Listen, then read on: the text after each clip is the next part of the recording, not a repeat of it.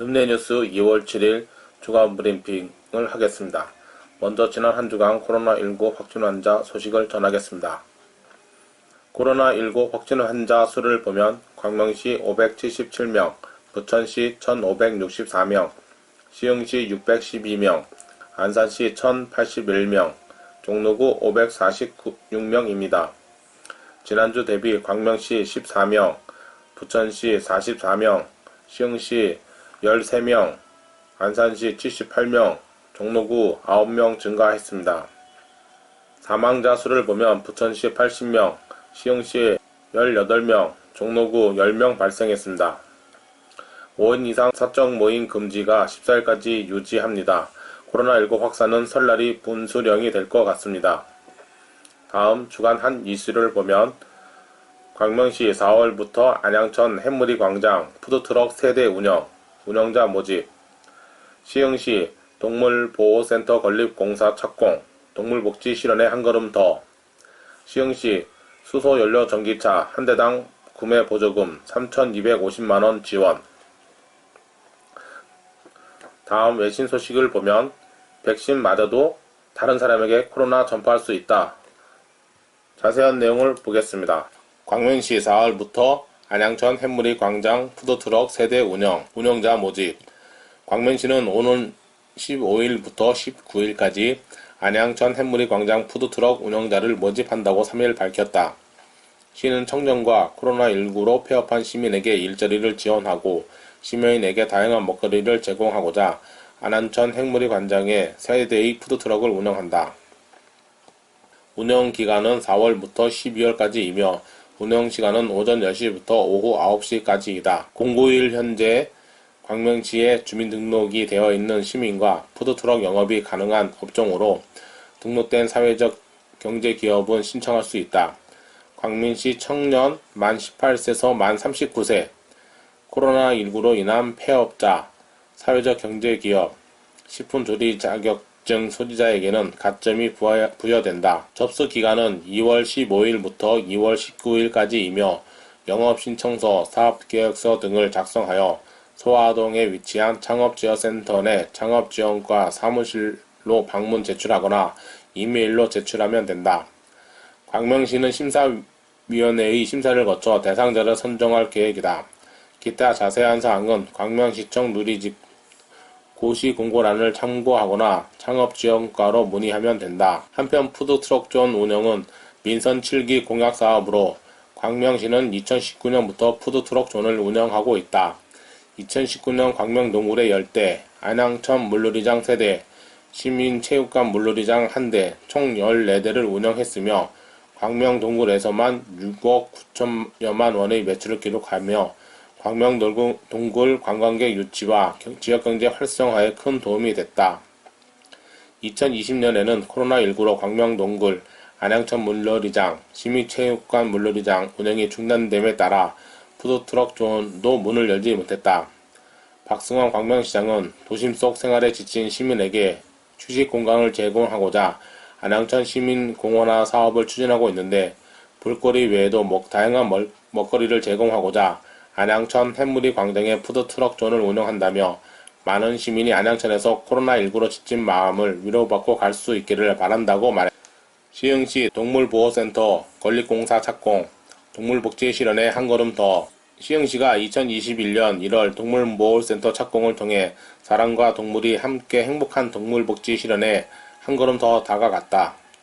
19억 원을 투입해 조성되는 동물보호센터는 정왕동 산 16의 4 일대 달월 진지 51사단에 건립된다. 부지 7,018제곱미터, 연면적 463.29제곱미터 규모다.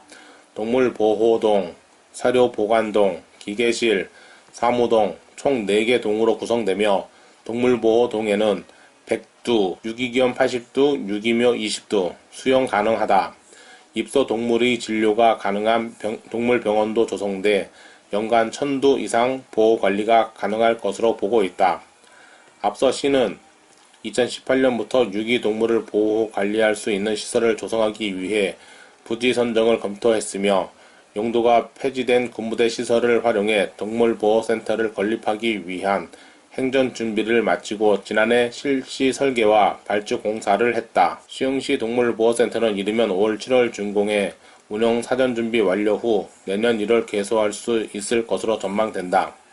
시는 동물보호센터 조성으로 관내 유실된 반려동물이 포획 후 보호자에게 반환 또는 입양 등의 절차가 신속하게 이뤄질 것으로 기대하고 있으며 더불어 체계화된 입양 절차를 통해 충동적인 입양과 파양을 예방할 방침이다.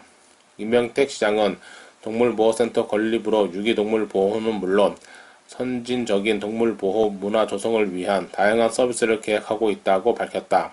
한편 시흥시는 매년 1억 4천만 원을 들여 안산시에 소재한 유기견 보호소에서 유기동물을 위탁 보호 관리해왔다.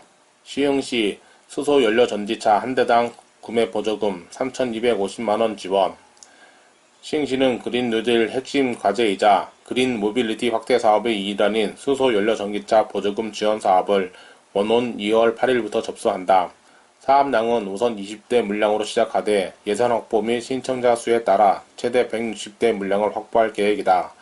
지원 대상 차종은 현대 넥소 수소차로 5분 내외의 충전 시간으로 최대 609km를 주행할 수 있으며 한 대당 3,250만원을 정액 지원한다.